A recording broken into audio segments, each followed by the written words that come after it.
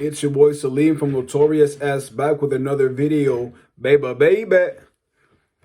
Here's why you should practice retrospection. And for those who don't know what retrospection is, it's the action of kind of stepping back and looking back upon your actions, your day, life, a month of your life, and uh, analyzing your actions to kind of get a lesson or learning something out of that, right? And the reason why you should do that is, which is first of all a practice that very few people do or are aware of and practice pretty often, but that I'm 100% sure 99.99% of people would see benefits from practicing that in their life, is because it's something we're just not socialized to practice and taught to do that as a young age or growing up as adults. But that's really good. Why? Is because if you have bad habits, you're more than likely perpetuating and like applying these things to your life and doing them very often. And the simple action of like stepping back at some point and just looking back at your life and asking yourself, you know what, if I want a certain outcome, then I have to basically break down my life on a daily, weekly, monthly, or yearly basis to see, okay, what am I reproducing? What am I doing often, right? That I could take out, that I could stop doing to automatically have an effect on the outcome or on the situation that my life is. What is it that I'm doing? Because a lot of us already know what it is, but it'll take us sitting down and putting it on a piece of paper, or at least thinking it, right, to make a change. You already know. That's one thing that I can't stop saying is like life is pretty simple. And there's a few governing laws, right? You reap what you sow. If you put it out, put in good energy, you're gonna get out bad energy. And so if you're looking to get ahead, you gotta ask yourself, okay, what is it I'm doing that I gotta stop?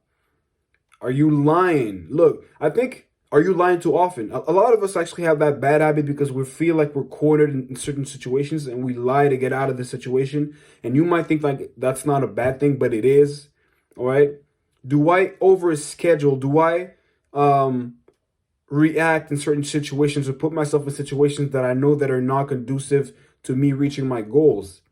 If you're anything like me, and I'll try to give you something more palpable, more tangible, where I like to be an overachiever. I like working hard. I don't know what it is about me. It's inherent about my personality. And if you're anything like me, you try to cram a whole lot of stuff in a whole day because you like the feeling of being productive. You like doing a lot of stuff.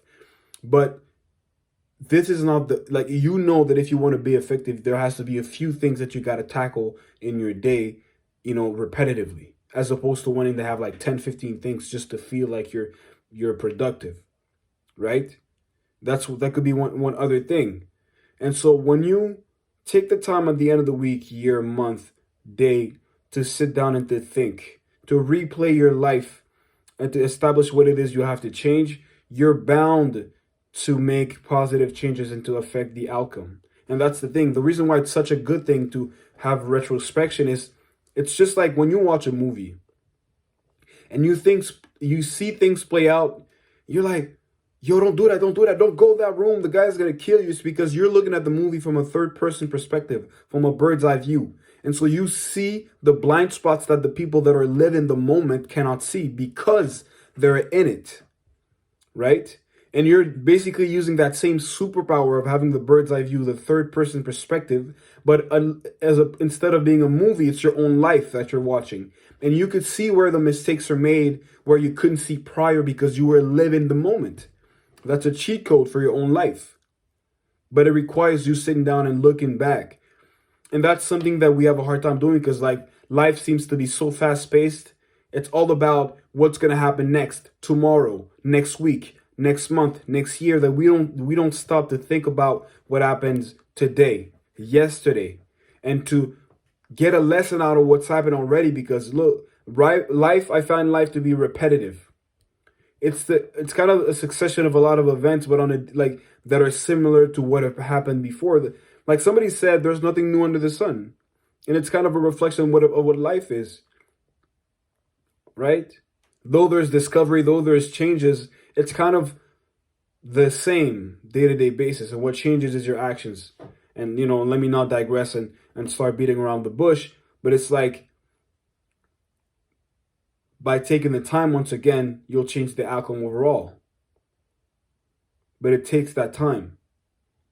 And that's what basically dissociates the thinker from the pack. Like, you know, I think somebody said, I was watching a documentary, maybe that's my brother. My brother's into self-development as well. He's like, we live in the era of the thinking man. Even though there's not a lot of thinking men, the one that has the upper hand is the thinking man.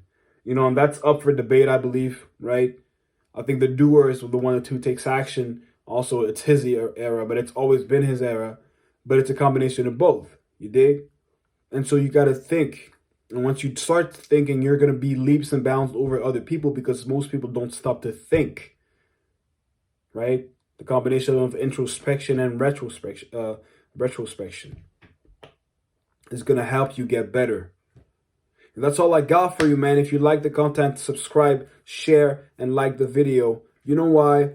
Because it's free. And I'm going to see you next time. Peace.